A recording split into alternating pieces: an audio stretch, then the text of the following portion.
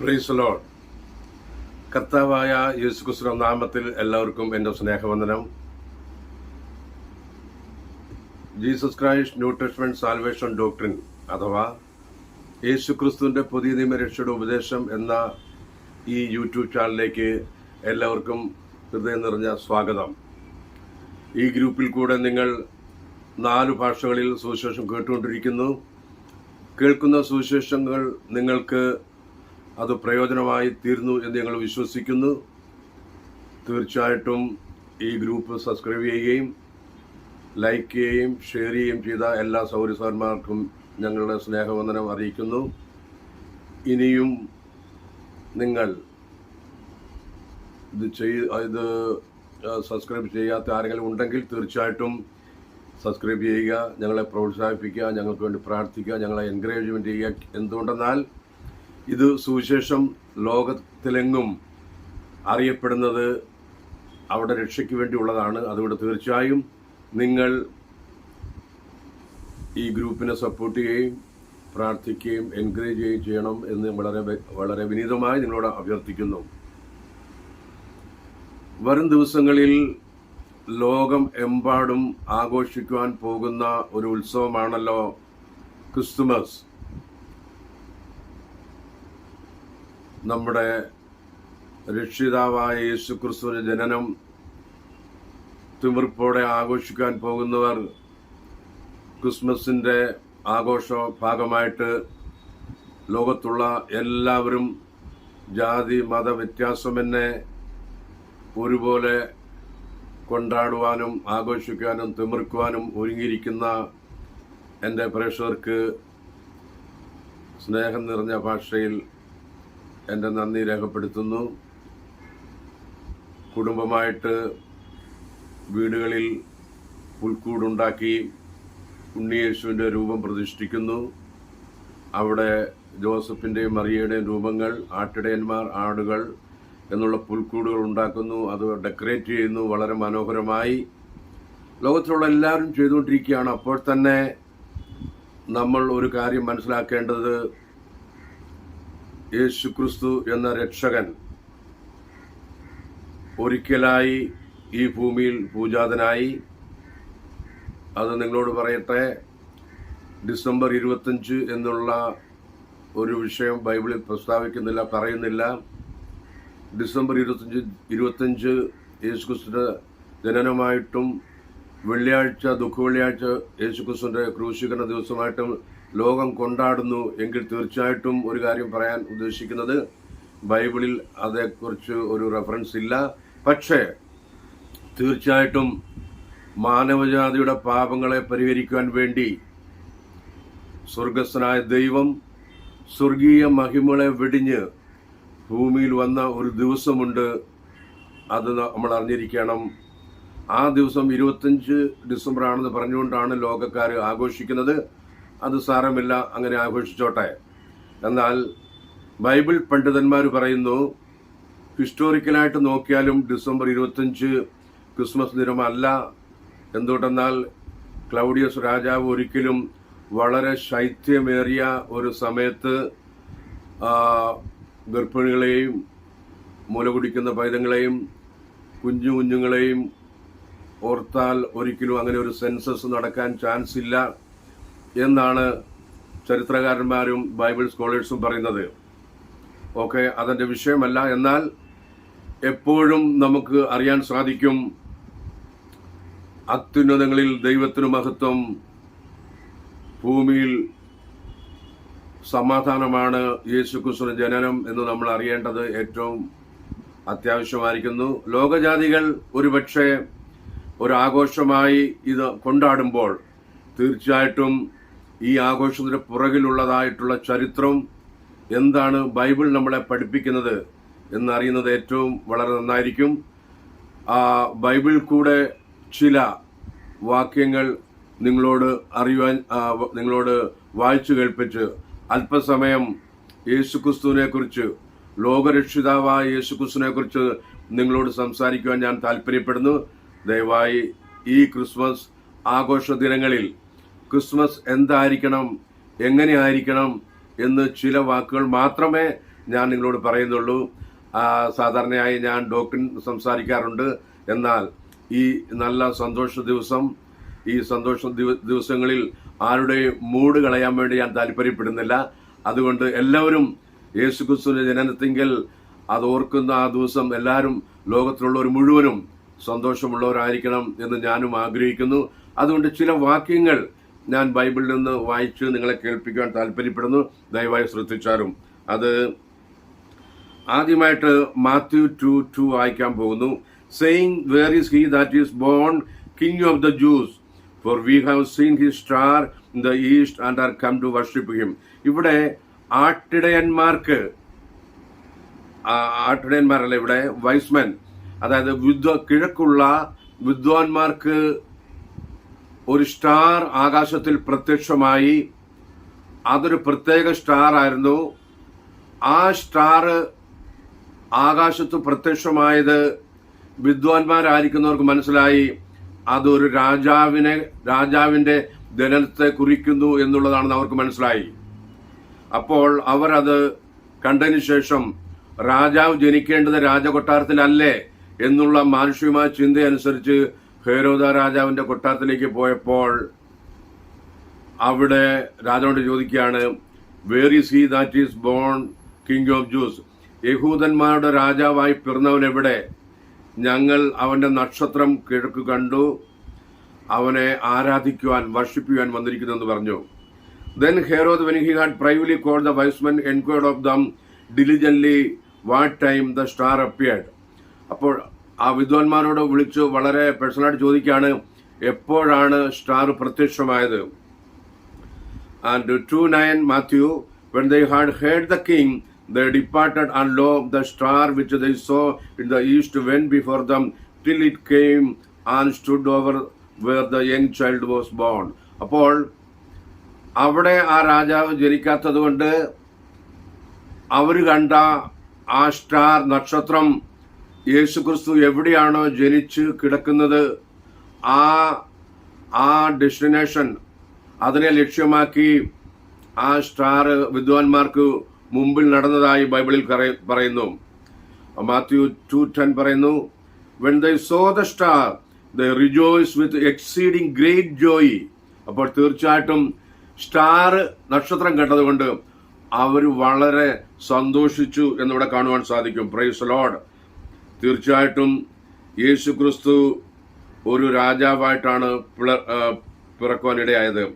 ബാക്കിയുള്ള രാജാക്കന്മാരെല്ലാം ഈ ലോകത്തിലായിരിക്കുന്നത് അവരുടെ പിതാവായിരിക്കുന്ന രാജാവ് മരിക്കുമ്പോഴാണ് ഒരു രാജസ്ഥാനം അവർക്ക് കിട്ടുകയുള്ളൂ. അപ്പോൾ രാജാവിന്റെ മക്കൾ പ്രിൻസ് രാജകുമാരന്മാരായിട്ട് ജനിക്കുകയാണ്, ആരും രാജാവായിട്ട് ജനിക്കുന്നില്ല. എന്നാൽ യേശുക്രിസ്തുവിന്റെ വിഷയത്തിൽ യേശുക്രിസ്തു രാജാവായി പിറന്ന ഒരൊറ്റ ചരിത്രമേ ലോകം പറയുന്നുള്ളൂ.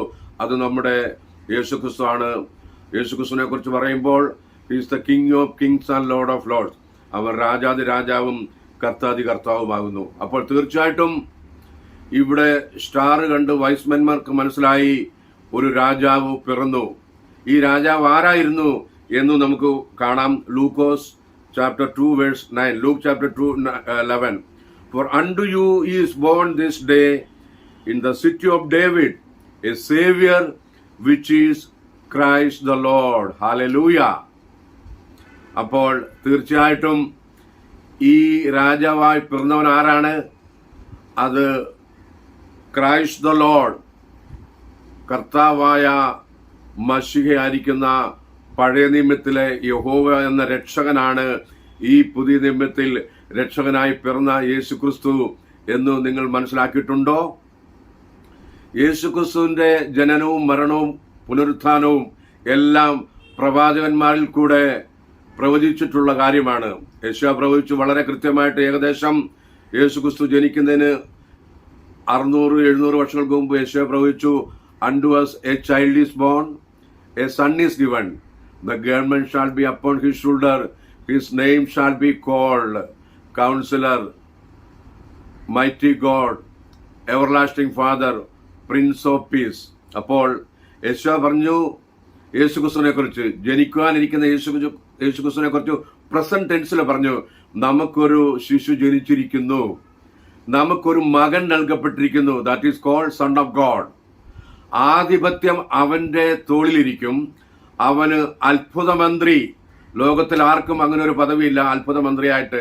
എന്നാൽ യേശുക്രിസ്തുവിനെ കുറിച്ച് പറയുന്നത് അവൻ അത്ഭുതമന്ത്രി, വീരനാം ദൈവം, നിത്യപിതാവ്, സമാധാന പ്രഭു എന്ന് വിളിക്കപ്പെടും. അപ്പോൾ തീർച്ചയായിട്ടും ലോകരക്ഷിതാവായി നമ്മൾ കാണുന്ന യേശുക്രിസ്തു 33 വർഷക്കാലം യെരുശലേമിന്റെ തെരുവീതികളിൽ ഇസ്രായേൽ രാഷ്ട്രത്ത് അങ്ങുമിങ്ങുമായി നടന്ന ആ രക്ഷിതാവാണ് മൈറ്റി ഗോഡ്, പരാക്രമശാലി എന്ന് ഹിന്ദിയിൽ പറയുന്നു, അത്ഭുതമന്ത്രി, വീരനായ ദൈവം. വീരനായ ദൈവം ഒരുവൻ മാത്രമേ ഉള്ളൂ. പഴയ നിയമത്തിൽ അത് യഹോവയെ കുറിച്ച് പറയുന്നു. അപ്പോൾ തീർച്ചയായിട്ടും ജനിച്ച യേശുക്രിസ്തു വീരനാൻ ദൈവമാണ്, നിത്യപിതാവാണെന്ന് പറഞ്ഞിരിക്കുന്നു. അപ്പോൾ തീർച്ചയായിട്ടും യേശുക്രിസ്തു പറയുന്നു, I and my father are one, ഞാനും പിതാവ് ഒന്നാകുന്നു. യെശയ്യാ പ്രവചിച്ചു നിത്യപിതാവെന്ന് പറയുമ്പോൾ തൃത്വവിശ്വാസികളും പറയുന്ന പോലെ യേശുക്രിസ്തു തൃത്വത്തിലെ രണ്ടാമനല്ല. അങ്ങനെ ഒരിക്കലും നിങ്ങൾ വിശ്വസിക്കരുത്.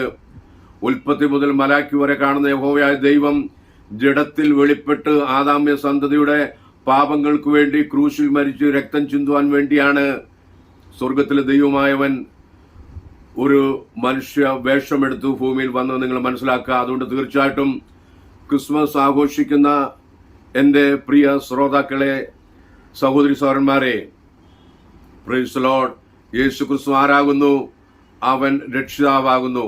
പഴയ നിയമത്തിൽ ഒരു രക്ഷിതാവിനെ നമുക്ക് കാണാം, അത് യഹോവയായ ദൈവമാണ്. ആ യഹോവ പറഞ്ഞു, there is no God before me, after me there is not a savior beside me. എന്റെ സൈഡിൽ ഒരു ദൈവമില്ല, ഒരു രക്ഷകനില്ല, എനിക്ക് മുമ്പും പുറകിലുമായിട്ട് ഒരു ദൈവമില്ല എന്ന് യഹോവയായ ദൈവം പറയുമ്പോൾ വളരെ ദുഃഖത്തോടെ അറിയിക്കുന്നു. തൃത്വ പണ്ഡിതന്മാര് തൃത്വത്തിൽ ഒന്നാമൻ, രണ്ടാമൻ, മൂന്നാമൻ എന്ന് പഠിപ്പിച്ച് യേശുക്രിസ്തുവിനെ തരം താഴ്ത്തുന്ന ഒരവസ്ഥ നിങ്ങൾ ഉണ്ടാകരുത് എന്ന് വളരെ വിനീതമായി അഭ്യർത്ഥിക്കുന്നു. തൃത്വത്തിൽ രണ്ടാമൻ എന്നുദ്ദേശിക്കുന്നത് ഈ ലോകത്തിലെ ജാതീയ വ്യവസ്ഥയായിരിക്കുന്ന ബാബിലോണിൽ തുടങ്ങി നിമ്രോദ്, തമ്മൂസ്, സെമറാമിസ് എന്ന് പറയുന്ന 3 ത്രിമൂർത്തി സങ്കല്പങ്ങൾ അന്നു മുതൽ ഉണ്ട്. അത് കറങ്ങിത്തിരിഞ്ഞ് പെർഗമോസിൽ നിന്ന് റോമിലെത്തി. റോമാക്കാര് അത് AD 325 നിക്ക സുന്നഹദോസിൽ മെനഞ്ഞെടുത്ത ഒരു മാരകമായ വിഷം, ഒരു ദുരുപദേശമാണ് തൃത്വം എന്നുള്ള ദുരുപദേശം എന്ന് മനസ്സിലാക്കി ബില്ലാളി വീരനായ നിമ്രോദ് മരിച്ചതിനു ശേഷം സെമ്രാമീസിൽ പിഴച്ചു പെറ്റ മകനാകുന്നു തമ്മൂസ്. അവനെയാണ് തൃത്വത്തിലെ രണ്ടാമനായി ജാതികൾ കണക്കാക്കുമ്പോൾ തൃത്വക്കാരായിരിക്കുന്ന ബൈബിൾ പണ്ഡിറ്റ്സും കോളേഴ്സും പ്രത്യേകിച്ച് പെന്തക്കോസ്തിലെ പാസ്റ്റർമാരും യേശുക്രിസ്തുവിനെ തൃത്വത്തിലെ രണ്ടാമനാണെന്ന് പറയുമ്പോൾ ഒരു കാര്യം ഞാൻ പറയട്ടെ, സെമ്രാമസിൽ പിഴച്ചുപെറ്റ തമ്മൂസിനെ രണ്ടാമനാക്കി പറയുന്ന യേശു അല്ല ഞാൻ സംസാരിക്കുന്ന യേശുക്രിസ്തു. ഞാൻ സംസാരിക്കുന്ന യേശുക്രിസ്തു ലോകരക്ഷിതാവാണ്. അവൻ സർവ്വതും സൃഷ്ടിച്ചുകൊണ്ട് in the creation God become father, in redemption God become son, in regeneration God become holy ghost. ഇതാണ് ബൈബിൾ പഠിപ്പിക്കുന്ന ദൈവം. ഒരുവനേ ഉള്ളൂ, അത് യേശുക്രിസ്തു ആണെന്ന് നിങ്ങൾ മനസ്സിലാക്കണം എന്ന് വളരെ വിനീതമായിട്ട് ഈ ക്രിസ്മസ് ആഘോഷിക്കുന്ന ദിനങ്ങളിൽ നിങ്ങൾ ഓർക്കണമേ എന്ന് ഞാൻ വിനീതമായി അഭ്യർത്ഥിക്കുന്നു. അപ്പോൾ തീർച്ചയായിട്ടും ക്രിസ്മസ് സെലിബ്രേറ്റ് ചെയ്യുന്ന വ്യക്തികളോട്, നാമധേയ ക്രിസ്ത്യാനികളോട്, പെന്തക്കോസ്തുകാരോട് ഞാൻ ചോദിക്കുന്നു, ഞാനൊരു പെന്തക്കോസ്തുകാരനല്ല, ഞാനൊരു പെന്തക്കോസ്തു സഭയിലുള്ളതല്ല, ഞാനൊരു ക്രിസ്ത്യാനിയായിട്ട് മാത്രം അറിയപ്പെടുവാൻ ആഗ്രഹിക്കുന്നു. എന്തുകൊണ്ടെന്നാൽ ബൈബിളിൽ പെന്തക്കോസ്തുകാരെ കുറിച്ചും പെന്തക്കോസ്തു സഭയെക്കുറിച്ചും പറയുന്നില്ല. അപ്പോൾ തീർച്ചയായിട്ടും മനസ്സിലാക്കണം, നമ്മൾ ക്രിസ്ത്യാനികളാകണം. ക്രിസ്ത്യാനികളാകണമെങ്കിൽ നമ്മൾ ക്രിസ്തുവിന് who is A Christian, those who follow Christ is A Christian. അങ്ങനെയെങ്കിൽ ആദ്യം യേശു ക്രിസ്തുവിനെ ഫോളോ ചെയ്തത് ആരാകുന്നു? യേശു ക്രിസ്തു തിരഞ്ഞെടുത്ത ശിഷ്യന്മാർ. യേശു ക്രിസ്തു പറഞ്ഞു, my sheep here my voice and they follow me. എൻ്റെ ആടുകൾ എൻ്റെ ശബ്ദം കേൾക്കുന്നു, അവ എന്നെ തിരിച്ചറിയുന്നു, അവ എന്നെ അനുഗമിക്കുന്നു. അങ്ങനെയെങ്കിൽ അന്ത്യോക്യയിൽ വെച്ച് ആദ്യമായി ക്രിസ്ത്യാനികൾ എന്ന് കളിയാക്കി പേര് വിളിച്ചത് അപ്പോസ്തലന്മാരെയാണ്. എന്തുകൊണ്ടെന്നാൽ അവർ യേശു ക്രിസ്തുവിനെ ഫോളോ ചെയ്തതുകൊണ്ട്. അപ്പോൾ തീർച്ചയായിട്ടും ക്രിസ്ത്യാനികൾ അപ്പോസ്തലന്മാരായതുകൊണ്ട് യേശു ക്രിസ്തുവിനെയും അപ്പോസ്തലന്മാർ പഠിപ്പിക്കുകയും പ്രമാണിക്കുകയും കാണിച്ചു തന്നുകയും എഴുതപ്പെട്ടതുമായിട്ടുള്ള ഉപദേശങ്ങളാണ് യഥാർത്ഥ ക്രിസ്ത്യാനികൾ ആചരിക്കേണ്ടതും പ്രമാണിക്കേണ്ടതും എന്ന് ഞാൻ ഈ തരുണത്തിൽ നിങ്ങളോട് അഭ്യർത്ഥിക്കുന്നു. ഇനിയും എൻ്റെ സബ്ജക്റ്റ് ഈ ക്രിസ്മസ് കാലയളവിൽ ഏറ്റവും സന്തോഷമായി ആഘോഷിക്കുന്ന ഈ സമയത്ത് നിങ്ങളോട് എനിക്ക് ചോദിക്കാനുള്ളത്, ക്രിസ്തു എന്ന രക്ഷിതാവ് നിങ്ങളുടെ ഹൃദയത്തിൽ പിറന്നുവോ? ഈ ബാഹ്യമായി നമ്മൾ ആഘോഷിക്കുന്ന കാര്യങ്ങളെല്ലാം ഒരു മൊമെന്ററിയിലേക്ക് മാത്രമേ ഉള്ളൂ. അത് ഇന്ന് കഴിഞ്ഞ് 2 ദിവസം കഴിഞ്ഞ് 3 ദിവസം കഴിയുമ്പോൾ പിന്നെയും അടുത്ത ഒരു തിരുപ്പിറവിക്ക് വേണ്ടി നമ്മൾ കാത്തിരിക്കും. എന്നാൽ ഞാൻ നിങ്ങളോട് ചോദിക്കുന്നു, എന്നെ കേൾക്കുന്ന സഹോദരി സഹോദരന്മാരെ, ക്രിസ്തു എന്ന രക്ഷിതാവ് നിങ്ങളുടെ ഹൃദയത്തിലാണ് ജനിക്കേണ്ടത്. അവൻ ഒരിക്കലായി ലോകത്തിൽ പിറന്നു, മാനവരാശിയുടെ പാപങ്ങൾക്ക് വേണ്ടി മരിച്ച് അടക്കപ്പെട്ടു ഉയർത്തെഴുന്നേറ്റു, എന്നേക്കുമായി സ്വർഗത്തിൽ ഇപ്പോഴായിരിക്കുന്നു. ആ യേശു ക്രിസ്തു നമ്മുടെ ഉള്ളിൽ ആയിരിക്കുന്നു. അത് എപ്രകാരമാണ്? അത് പരിശുദ്ധാത്മാവിലാകുന്നു. മഹത്വത്തിന്റെ പ്രത്യാശയായ ക്രിസ്തു നിങ്ങളിൽ വസിക്കുന്നു എന്നാണ് ബൈബിൾ ലേഖനത്തിൽ പറയുന്നത്. അങ്ങനെയെങ്കിൽ ഈ മഹത്വത്തിന്റെ പ്രത്യാശയായ ക്രിസ്തു നിങ്ങളിൽ ജനിച്ചോ വസിക്കുന്നുവോ എന്ന് അല്പസമയം ചിന്തിക്കേണ്ട ഒരാവശ്യമില്ലേ എന്റെ സൗരസന്മാരെ? എന്തുകൊണ്ടെന്നാൽ യേശു ക്രിസ്തു ലോകത്തിലായിരുന്നപ്പോൾ നിക്കോദീമോസോട് പറയുണ്ടായി, ആത്മാവിലും ജലത്താലും ജനിച്ചില്ല എങ്കിൽ സ്വർഗരാജ്യം കാണുവാൻ സാധ്യമല്ല. അപ്പോൾ എന്നെ കേൾക്കുന്ന ക്രിസ്ത്യാനികൾ എന്ന് അഭിമാനിക്കുന്ന ലോകത്തിലുള്ള എല്ലാ മാന്യ മലയാളി സുഹൃത്തുക്കളോട്, സഹോദരി സഹോദരന്മാരോട് വളരെ വിനീതമായിട്ട് ഞാൻ ചോദിക്കുന്ന ഒരു ക്വസ്റ്റ്യനാണ്. അത് നിങ്ങളെ ഭാരമുണ്ടാക്കാനോ നിങ്ങളെ ക്രിറ്റിസൈസ് ചെയ്യാനോ കുറ്റപ്പെടുത്താനോ ഉള്ളതല്ല. ഞാൻ ചോദിക്കുന്നൊരു വിഷയമാണ്. നിക്കോദീമോസിനോട് യേശു ക്രിസ്തു ചോദിച്ചതുപോലെ, നിങ്ങൾ ആത്മാവിലും ജലത്തിലും വീണ്ടും ജനനം പ്രാപിച്ചോ? അല്ലെങ്കിൽ യേശു എന്ന രക്ഷിതാവ് നിങ്ങളുടെ ഉള്ളിൽ പിറന്നോ? ഈ ദൈവം ലോകത്തിൽ നമുക്ക് വേണ്ടി പ്രത്യക്ഷനായപ്പോൾ അവനെക്കുറിച്ച് ഇങ്ങനെയാണ് പറഞ്ഞത്. 1 തിമോത്തി 3:16 പറഞ്ഞു, without controversy great is the mystery of godliness, God was manifest in the flush. ദൈവം ആയിരുന്നു ജഡത്തിൽ വെളിപ്പെട്ടത്. ഇത് ഈ ലോകത്തിലുള്ള തൃത്വവാദികൾ, തൃത്വ പെന്തിക്കോസുകാര്, ഞാൻ കത്തോലിക്കരെയും എപ്പിസ്കോപ്പൽ ചർച്ചിനെ മാറ്റി നിർത്തിക്കൊണ്ട് പെന്തിക്കോസ്തുകാരെ ഉപദേശിച്ചുകൊണ്ട് മാത്രം സംസാരിക്കുന്നതാണിത്. അവരാണ് തൃത്വം എന്ന ഈ ദുരുപദേശം ഒരു വിഷം പോലെ ലോകത്ത് പടർത്തിക്കൊണ്ടിരിക്കുന്നത്. അതുകൊണ്ട് തീർച്ചയായിട്ടും തൃത്വ പെന്തക്കോസ്തിലായിരിക്കുന്ന വിശ്വാസികളെ നിങ്ങൾ മനസ്സിലാക്കുക, നമുക്ക് ഒരു ദൈവമേ ഉള്ളൂ. ആ ദൈവത്തെക്കുറിച്ച് പഴയ നിയമത്തിൽ മോശ പറഞ്ഞത്, ഇസ്രായേലെ കേൾക്ക, യഹോവ നമ്മുടെ ദൈവമാകുന്നു, യഹോവ ഏകൻ തന്നെ. പഴയ നിയമ ഇസ്രായേലിന്, യഹൂദന്മാർക്ക് അവർക്കൊരു ദൈവമേ ഉണ്ടായിരുന്നുള്ളൂവെങ്കിൽ, അത് യഹോവയായിരുന്നുവെങ്കിൽ, ആ യഹോവയെക്കുറിച്ച് മലാക്കി പറയുന്നു, നമുക്ക് ഒരു പിതാവേ ഉള്ളൂ, ഒരു ദൈവമല്ലോ നമ്മെ സൃഷ്ടിച്ചത്. അപ്പോൾ ഇസ്രായേലിന്റെയും യഹൂദന്മാരുടെയും ദൈവം ഒരു ദൈവമായിരിക്കുന്ന യഹോവയായിരുന്നുവെങ്കിൽ, പുതിയ നിയമത്തിൽ വരുമ്പോൾ നമുക്ക് എന്തിനാണ് 3 ദൈവങ്ങൾ? എന്തിനാണ് തൃത്വം? തൃത്വത്തിൽ ഒന്നാമൻ, രണ്ടാമൻ, മൂന്നാമൻ. ഇതൊരു ദുരുദ്ദേശമല്ലേ? ഇതൊരു കൊടിയ ചതിവാണ്. തൃത്വ പെന്തക്കോസ്തിലായിരിക്കുന്ന കള്ളയിടയന്മാരും കള്ളപ്പാഷന്മാരും കള്ളപ്രവാചകന്മാരും നിങ്ങളെ പഠിപ്പിക്കുന്ന തൃത്വം എന്ന മാരക ഉപദേശം നിങ്ങൾ വെടിഞ്ഞ് തീർച്ചയായിട്ടും ഏകരക്ഷിതാവായ യേശു ക്രിസ്തുവിനെ നിങ്ങൾ രക്ഷിതാവായി സ്വീകരിക്കുക. അതുകൊണ്ട് ഞാൻ പറയുന്ന ഈ വാക്യം, ഈ സെന്റൻസ് അടിവരയിട്ട് നിങ്ങൾ ചിന്തിച്ചാലും, the God we see from Genesis to Malachi is the same God manifest in the flesh, that is our Lord Jesus Christ. അതായത് ഉൽപ്പത്തി മുതൽ മലാക്കി വരെ പറയുന്ന യഹോവയായ ദൈവം തന്നെ മാനവരാശിയുടെ പാപങ്ങളെ പരിഹരിക്കുവാൻ രക്തം ചിന്തുവാനായി ലോകത്തിൽ 2023 വർഷങ്ങൾക്ക് മുമ്പ് മറിയുടെയും ജോസഫിന്റെ മകനായി ലോകത്തിൽ പ്രത്യക്ഷപ്പെട്ട the omnipotent, omniscient, omniscient, infinite, indivisible, infinite God, കാണത്തക്ക രീതിയിൽ പ്രത്യക്ഷപ്പെട്ട ദൈവമാണ് യേശു ക്രിസ്തു. God with us, Emmanuel. ഈ രക്ഷിതാവിനെ കുറിച്ച് മാത്രമേ ബൈബിളിൽ പറയുന്നുള്ളൂ. ഈ രക്ഷിതാവിന്റെ നാമത്തിൽ മാത്രമേ പാപമോചനമുള്ളൂ. ഈ രക്ഷിതാവിന്റെ നാമത്തിൽ മാത്രമേ പാപങ്ങൾ കഴുകിക്കളയുന്നുള്ളൂ. ഈ രക്ഷിതാവിന്റെ നാമത്തിലാണ് രോഗസൗഖ്യം, ഭൂതങ്ങൾ ഓടുന്നത്, അത്ഭുതങ്ങൾ, അടയാളങ്ങൾ നടക്കുന്നത് ഈ രക്ഷകന്റെ നാമത്തിലാണ്. Praise the Lord.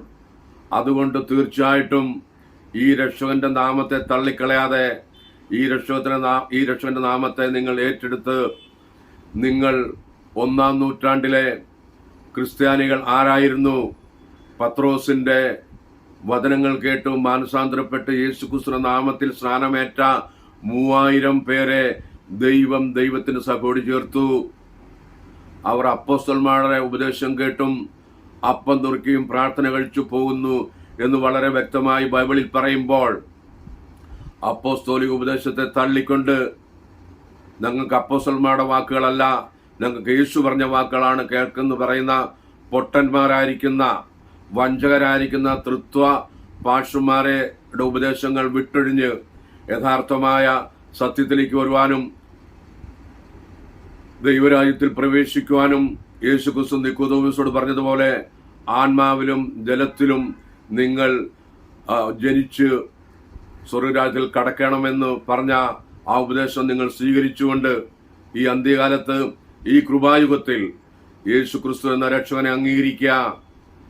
യേശുക്രിസ്തുവിന്റെ നാമത്തിൽ സ്നാനപ്പെട്ട് പാപങ്ങളെ കഴുകിക്കളഞ്ഞ് പാപത്തെ മോചിച്ചവരായി, യേശുക്രിസ്തുവിനെ ധരിച്ചവരായി, യേശുക്രിസ്തുവിന്റെ കൂടെ മരിച്ച് അടക്കപ്പെട്ട് ഉയർത്തെഴുന്നേൽക്കുന്ന ഒന്നാകുന്നു യേശുക്രിസ്തുവിന്റെ നാമത്തിലുള്ള സ്നാനം എന്ന് മനസ്സിലാക്കി കത്തോലിക്ക മുതൽ തൃത്വ പെന്തക്കോസ്ത് വരെയുള്ള എല്ലാവർക്കും സ്നാനം വേണം. അത് അവിടെ sprinkling baptism, infant baptism, baptism under flag, baptism in the titles father, son and holy ghost. ഈ സ്നാനങ്ങളൊന്നും പാപത്തെ മോചിക്കുന്നില്ല, പാപത്തെ കഴുകിക്കളയുന്നില്ല. എന്നാൽ പാപത്തെ കഴുകിക്കളയുന്ന, പാപത്തെ മോചിക്കുന്ന സ്നാനമാണ് യേശുക്രിസ്തുവിന്റെ നാമത്തിൽ എന്നുള്ള സ്നാനം മനസ്സിലാക്കി അപ്പോസ്തല പ്രവൃത്തി 2:38, 8:16, 10:48, 19:1-5 മുതലുള്ള വാക്യങ്ങൾ വായിച്ച് നിങ്ങൾ പിതാവിന്റെയും പുത്രന്റെയും പരിശുദ്ധാത്മാവിന്റെ നാമത്തിൽ സ്നാനപ്പെട്ട് തൃപ്തരായി അടങ്ങിയിരിക്കുന്നുവെങ്കിൽ എനിക്ക് പറയാനുള്ളത്, ബൈബിൾ കൂടെ നിങ്ങളുടെ പാപങ്ങൾ ഇതുവരെ മോചിച്ചിട്ടില്ല, നിങ്ങൾ ഇപ്പോഴും പാപികളാകുന്നു. നിങ്ങൾ ഇന്നല്ല നാളെ അല്ലെങ്കിൽ 100 വയസ്സായി മരിച്ച് ലോകത്തിൽ നിന്ന് മാറ്റപ്പെട്ടാൽ നിങ്ങൾ പാപിയായി മരിക്കും. പാപി ഒരിക്കലും സ്വർഗം അവകാശമാക്കുകയില്ല എന്നുകൂടെ ഞാൻ അറിയിക്കുന്നു. അതുകൊണ്ട് ഈ ക്രിസ്മസ് ആഘോഷ ദിവസങ്ങളിൽ എന്നെ കേൾക്കുന്ന മാന്യ ശ്രോതാക്കളെ, സഹോദരി സഹോദരന്മാരെ, ക്രിസ്തുവിന്റെ മനസ്സലിവ് ഓർപ്പിച്ചു നിങ്ങളോട് സംസാരിക്കുന്നു. ക്രിസ്തു നിങ്ങളുടെ ഉള്ളിലായിരിക്കുന്നുവോ? ലോകരക്ഷിതാവായിരിക്കുന്ന ഏക ദൈവം, ഏക സത്യദൈവം, the true God, the wise God, the great God, the eternal God, the everlasting God, the first and last, Alpha and Omega. ഇതെല്ലാം യേശു ക്രിസ്തു എന്ന രക്ഷിതാവിനെ കുറിച്ച് ബൈബിൾ പറയുമ്പോൾ തീർച്ചയായിട്ടും തൃത്വവിശ്വാസത്തിൽ നിങ്ങൾ കുടുങ്ങി നിങ്ങളുടെ രക്ഷ നഷ്ടപ്പെടുത്തരുതേ. അതുകൊണ്ടാണ് അപ്പോസ്തലനായ പൗലോസ് ഗലാത്യർക്ക് പറഞ്ഞത്, യേശു ക്രിസ്തുവിനെ നിങ്ങളുടെ മുമ്പിൽ വരച്ചു കിട്ടിയിരിക്കെ, യേശു ക്രിസ്തുവിനെ നിങ്ങളുടെ മുമ്പിൽ വരച്ചു കിട്ടിയിരിക്കെ നിങ്ങളെ ക്ഷുദ്രം ചെയ്ത് മയക്കിയതാര്? അപ്പോൾ യേശുക്രിസ്തു എന്ന ദൈവത്തെ നിങ്ങളുടെ മുമ്പിൽ വരച്ചു കാണിച്ചു അപ്പോസ്തലന്മാർ. ആ ഏക ദൈവത്തെ വിട്ടുള്ള നിങ്ങളുടെ ആ സങ്കല്പത്തിലോ അല്ലെങ്കിൽ നിങ്ങൾ ഗ്രഹിച്ചിരിക്കുന്ന ഏക സത്യം വിട്ടിട്ട് നിങ്ങൾ വ്യതിചലിച്ചാൽ അതിന്റെ അർത്ഥം നിങ്ങൾ ക്ഷുദ്രപ്രയോഗം നിങ്ങളുടെ ഉള്ളിലുണ്ട്. ആ ക്ഷുദ്രപ്രയോഗം ആരുമല്ല, നിങ്ങളുടെ ചർച്ചുകളിലായിരിക്കുന്ന നിങ്ങളുടെ കള്ളയിടയന്മാരും ആട്ടിൻതോലിട്ട ചെന്നായ്ക്കളായിരിക്കുന്ന തൃത്വ പാർശ്വന്മാരായിരിക്കുന്നു എന്ന് ഞാൻ വളരെ വ്യക്തമായി പറയുന്നു. എന്തുകൊണ്ടെന്നാൽ ഇത് അന്ത്യസമയമായതുകൊണ്ട് നിങ്ങളുടെ രക്ഷ നിങ്ങൾ നഷ്ടപ്പെടല്. അതുകൊണ്ട് ഈ കള്ളയിടയന്മാരുടെയും കള്ള ഉപദേശകരുടെയും കള്ള പാർശ്വന്മാരുടെയും അല്ല എനിക്ക് വിഷയം 6 ദിവസം ജോലി ചെയ്ത് 7-ാം ദിവസം ചർച്ചിൽ പോയി അവർ പറയുന്ന കേട്ട് തിരിച്ചു വന്ന് പിന്നെയും നിങ്ങളുടെ ജോലിയിൽ നിങ്ങൾ വ്യാപൃതരാകുമ്പോൾ നിങ്ങൾ സത്യം മനസ്സിലാക്കി യേശുക്രിസ്തു എന്ന ആ ഏക രക്ഷകനിലേക്ക് നിങ്ങൾ തിരിച്ചു വന്ന് നിങ്ങൾ യഥാർത്ഥ ക്രിസ്ത്യാനികളായി തീരണം. ബൈബിളിൽ പറയുന്ന ക്രിസ്ത്യാനികളെ പോലെ ആയി തീരണം എന്നാണ് ഞാൻ നിങ്ങളെ ഉപദേശിക്കുന്നത്, അല്ലെങ്കിൽ ഞാൻ നിങ്ങളോട് ആഹ്വാനം ചെയ്തത്. അല്ലാതെ എനിക്ക് ഒരു ബന്ധുക്കോസുകാരോടോ ഒരു പാർശ്വന്മാരോടോ ഒരു വിശ്വാസികളോടോ യാതൊരു പരിഭവമോ പിണക്കമോ ഇല്ല. JCNDSDയിൽ കൂടെ ഞങ്ങൾ പ്രസ്താവിക്കുന്ന വചനങ്ങൾ നിങ്ങൾ ശ്രവിച്ചാൽ മനസ്സിലാകും. ഞങ്ങൾ സംസാരിക്കുന്ന വചനങ്ങൾ യേശുക്രിസ്തു തിരഞ്ഞെടുത്ത അപ്പോസ്തലന്മാരും എങ്ങനെ പ്രസ്താവിച്ചോ എങ്ങനെ പ്രചരിപ്പിച്ചോ ആ ഉപദേശമാണ് ഞങ്ങൾ അണുവിട മാറ്റമില്ലാതെ നിങ്ങളോട് സംസാരിച്ചുകൊണ്ടിരിക്കുന്നത്. അതുകൊണ്ട് എന്നെ കേൾക്കുന്ന മാന്യ സഹോദരി സാർമാരെ, ഈ ക്രിസ്മസ് ഈ സീസണിൽ ലോകരക്ഷിതാവായ യേശുക്രിസ്തുവിനെ അറിയുക. യേശുക്രിസ്തു പറഞ്ഞു, ഞാൻ നിങ്ങൾക്ക് സമാധാനം തന്നിട്ട് പോകുന്നു, ഈ ലോകം തരുന്ന സമാധാനമില്ല. ഈ ലോകത്തിൽ എവിടെയെങ്കിലും സമാധാനം നമ്മൾ കാണുന്നുണ്ടോ? നമ്മൾ യുദ്ധങ്ങൾ, യുദ്ധശ്രുതികൾ, ക്ഷാമങ്ങൾ, ഭൂകമ്പങ്ങൾ, വ്യാധികൾ, നാച്ചുറൽ കലാമിറ്റീസ്, അതുപോലെ കറപ്ഷൻ അതിന്റെ പീക്ക് ടൈമിലായിരിക്കുന്നു. കൊലപാതകങ്ങൾ കാണുന്നു. സമാധാനമില്ലാത്ത അന്തരീക്ഷത്തിൽ നമുക്ക് സമാധാനം തരുവാൻ ഒരുവൻ മാത്രമേ ഉള്ളൂ. അത് നമ്മുടെ ലോകരക്ഷിതാവായ ക്രിസ്മസ് ആചരിക്കുന്ന ഈ സമയം മനസ്സിലാക്കുക, അത് നമ്മുടെ കർത്താവായ യേശുക്രിസ്തു മാത്രമാകുന്നു. അതുകൊണ്ട് ക്രിസ്മസ് ആഘോഷിക്കുന്ന സഹോദരി സഹോദരന്മാരെ, നിങ്ങൾ ക്രിസ്മസ് ആഘോഷിക്കുമ്പോൾ തന്നെ നിങ്ങളുടെ ഉള്ളിൽ യേശുക്രിസ്തു ജനിച്ചോ എന്ന് നിങ്ങൾ ഒന്ന് ചിന്തിച്ച് നിങ്ങൾ യേശുക്രിസ്തുവിൽ ആവുക. എങ്കിൽ മാത്രമേ അവന്റെ കാഹളനാദത്തിൽ നമ്മൾ എടുക്കപ്പെടുകയുള്ളൂ. യുഗങ്ങളായി യേശുക്രിസ്തുവിനോട് കൂടെ വാഴുവാൻ വേണ്ടി ഒറ്റ മാർഗം ബൈബിൾ നമ്മളോട് അനുശാസിക്കുന്നു. അതിത് മാത്രമാണ്, ക്രിസ്തുവിന്റെ സഭയാകുന്ന സഭയോട് ചേരുക, ശരീരത്തോട് ചേരുക. അതിനുവേണ്ടി എന്ത് ചെയ്യണം? അതിനുവേണ്ടി പത്രോസ് പ്രസംഗിച്ചു. 1-ാം നൂറ്റാണ്ടിൽ പെന്തക്കോസ്ത് ദിവസം പരിശുദ്ധാത്മാവ് വന്നതിന് ശേഷം നിങ്ങൾ മാനസാന്തരപ്പെട്ട് നിങ്ങളുടെ പാപങ്ങളുടെ മോചനത്തിനായി ഓരോരുത്തൻ യേശുക്രിസ്തുവിന്റെ നാമത്തിൽ സ്നാനമേൽപ്പീൻ, എന്നാൽ പരിശുദ്ധാത്മാവ് എന്ന ദാനം ലഭിക്കും. അപ്പോൾ തീർച്ചയായിട്ടും പിതാവിന്റെയും പുത്രന്റെയും പരിശുദ്ധാത്മാവിന്റെ നാമത്തിൽ സ്നാനമേറ്റാൽ പിതാവ് മരിച്ചില്ല, പരിശുദ്ധാത്മാവ് മരിച്ചില്ല. അങ്ങനെ ടൈറ്റിൽ ഉദ്ധരിച്ചുകൊണ്ടുള്ള സ്നാനത്തിൽ ഒരിക്കലും നിങ്ങളുടെ പാപം ക്ഷമിക്കപ്പെടുന്നില്ല, പാപങ്ങൾ മോചിക്കുന്നില്ല എന്ന് വളരെ വ്യക്തമായി ബൈബിൾ പ്രഘോഷിക്കുമ്പോൾ എഫേസസിലെ ജോൺ ദ ബാപ്റ്റിസ്റ്റിന്റെ ശിഷ്യന്മാര് യേശുക്രിസ്തുവേറ്റ അതേ സ്നാനമേറ്റ ശിഷ്യന്മാര് അപ്പോസ്തലനായ പൗലോസിന്റെ പ്രസംഗത്തിൽ യേശുക്രിസ്തുവിന്റെ നാമത്തിൽ പിന്നെയും സ്നാനമേറ്റതുപോലെ തൃത്വ പെന്തക്കോസ്തിലെ സഹോദരി സഹോദരന്മാരെ, പിതാവിന്റെയും പുത്രന്റെയും പരിശുദ്ധാത്മാവിന്റെയും നാമം എന്ന് പറയുമ്പോൾ പിതാവ് നാമമല്ല, പുത്രൻ നാമമല്ല, പരിശുദ്ധാത്മാവ് നാമമല്ല. ആ നാമം അപ്പോസ്തലന്മാർക്ക് പരിശുദ്ധാത്മാവ് വന്നപ്പോൾ മനസ്സിലായി, ആ നാമം യേശുക്രിസ്തു ആകുന്നു. അതുകൊണ്ടാണ് അവർ 1-ാം നൂറ്റാണ്ട് മുതൽ യേശുക്രിസ്തുവിന്റെ നാമത്തിൽ പെന്തക്കോസ്ത് ദിവസത്തിൽ സ്നാനപ്പെട്ടു 3000 പേര് സഭയോട് ചേർന്നതായി ബൈബിൾ പഠിപ്പിക്കുമ്പോൾ, ഈ ക്രിസ്മസ് സീസണിൽ ലോകമെമ്പാടും യേശുക്രിസ്തുവിന്റെ തിരുപ്പിറവി ആഘോഷിക്കുമ്പോൾ എനിക്ക് നിങ്ങളോട് പറയാനുള്ളത്, യേശുക്രിസ്തു നിങ്ങളുടെ ഉള്ളിൽ ജനിക്കണം, യേശുക്രിസ്തുവിനെ അറിയണം, യേശുക്രിസ്തുവിനെ സ്വന്തം രക്ഷിതാവായി സ്വീകരിച്ച് പാപങ്ങളുടെ മോചനത്തിനു വേണ്ടി യേശുക്രിസ്തുവിന്റെ നാമത്തിൽ സ്നാനപ്പെടണം.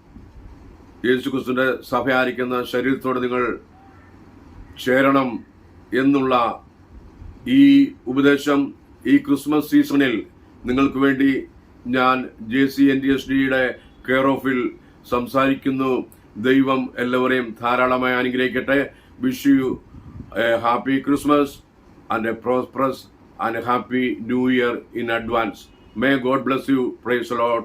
Thank you, Jesus.